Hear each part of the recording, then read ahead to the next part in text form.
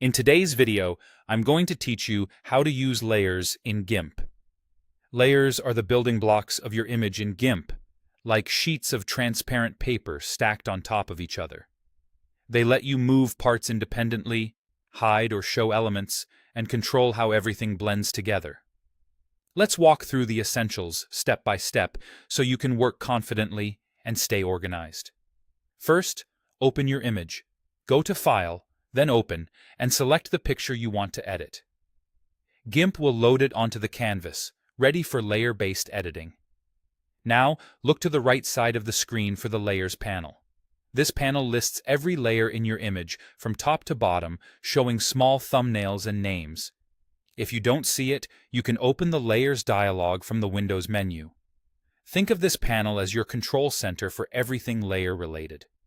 To move something in your image, select the Move tool. You can tap the M key as a shortcut. Click the layer you want to move in the Layers panel so it's active, then drag the object directly on the canvas to reposition it.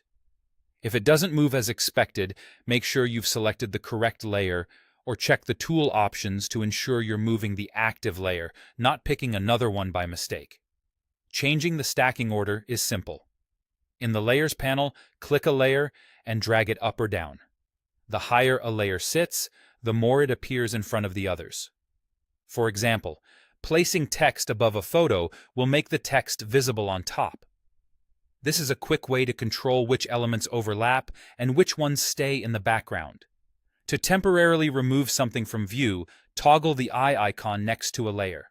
Clicking the eye hides the layer. Clicking it again shows it. This is great for before and after comparisons, or focusing on a specific part of your design without deleting anything. To make a layer more transparent, adjust its opacity slider in the Layers panel. Sliding it left reduces opacity, making the layer blend with those beneath it. Use subtle adjustments for soft blending, or go low for a ghosted effect.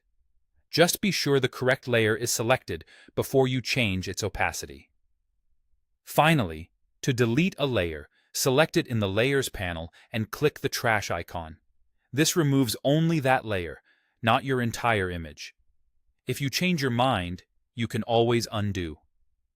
That's it.